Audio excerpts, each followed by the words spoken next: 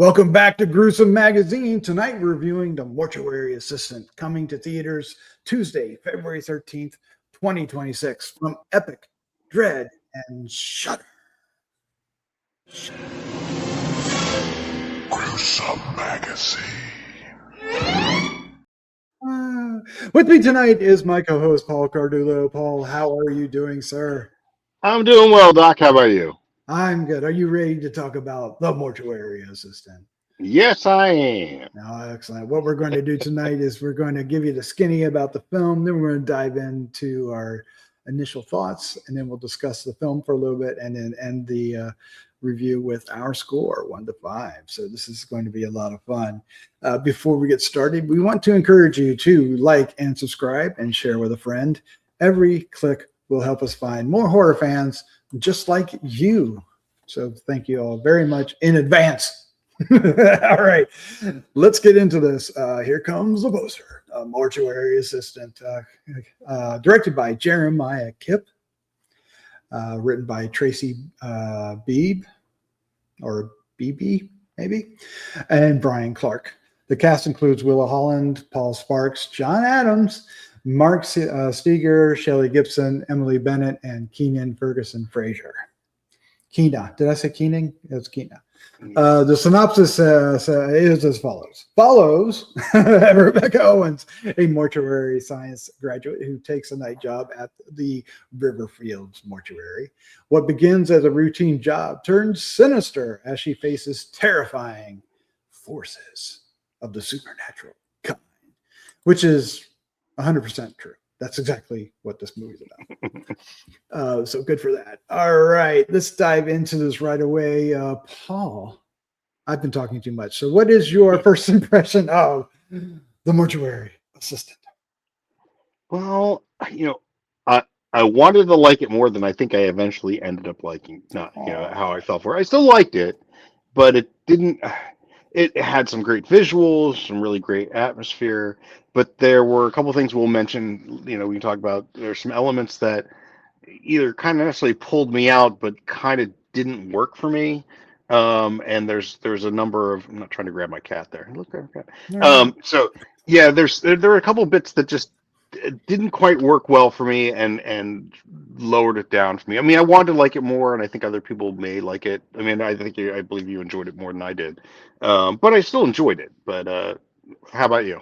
Yeah, you're correct. I did enjoy this more than I had a really good time with this. I really enjoyed the atmosphere of being, the set of being where they were. It felt, it felt it had purpose, and they even had dialogue to support it.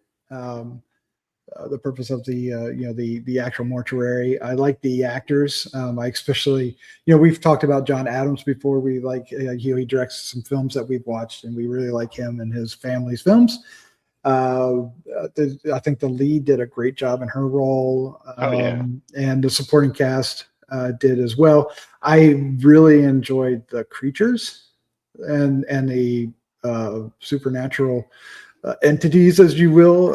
I thought they all looked fantastic, and I really appreciated that. So for me, I was never really taken out of the film, so I think that's the difference. I know what you're talking about, because obviously we talked about it after we watched it, but for me it worked, and I had a great time with it, and I think, like you said, I think a lot of people are really going to enjoy this movie.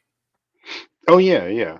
I mean, so the things that one thing we didn't mention is so this is actually based on a video game, and there's plenty of video game movies that now actually are good. Back in the past they used to be garbage. Now you can get really good video games. They are, yeah, they're getting really good.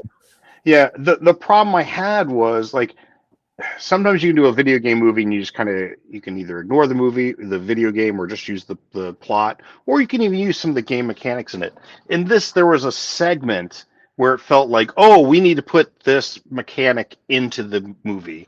And so it didn't feel like it was organic to the film, and didn't feel like it was something that should have been all along during the film. It was like, oh, now you need to do this, and here's very clearly a game mechanic. And then it's just like kind of quick montage of her doing this one thing. And then, oh, you need to do this. And I was like, but that doesn't relate to what you were doing before. and doesn't make sense with what's coming next. So that was one of the things that just kind of pulled me out. Was it felt like they kind of shoehorned that mechanic in, as opposed to if they wanted to do that, that to me that should have been spread throughout as more of the actual plot where she's searching for these things, and that could have been a larger part of the plot to me. That was one of the things that kind of pulled me out of it. But go Right, ahead. and yeah, and I recognized that as we were watching it, but having just seen Iron Lung, Yeah. not too like a couple days before that, Yeah. I felt like I was primed for that because Iron Lung does the same thing. Yeah.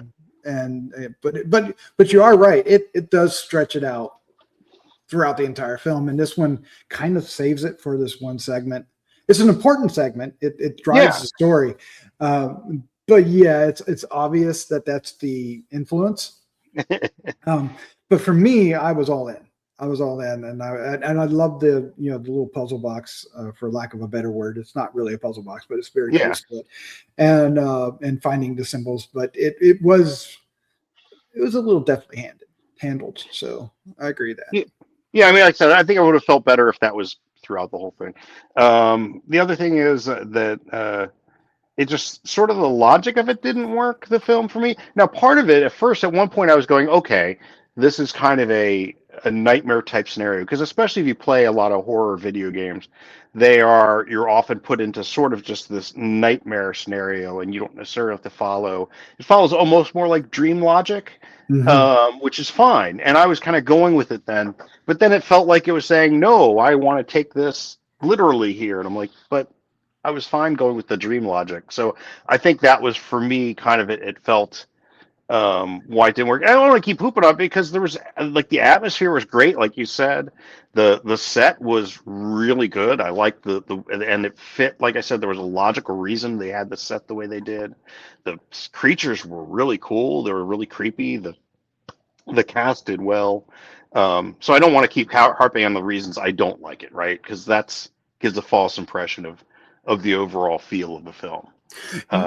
But you're not wrong. You do have to be ready to take two things for face value, if you will, which is the unreliable narrator, because that's heavy in this.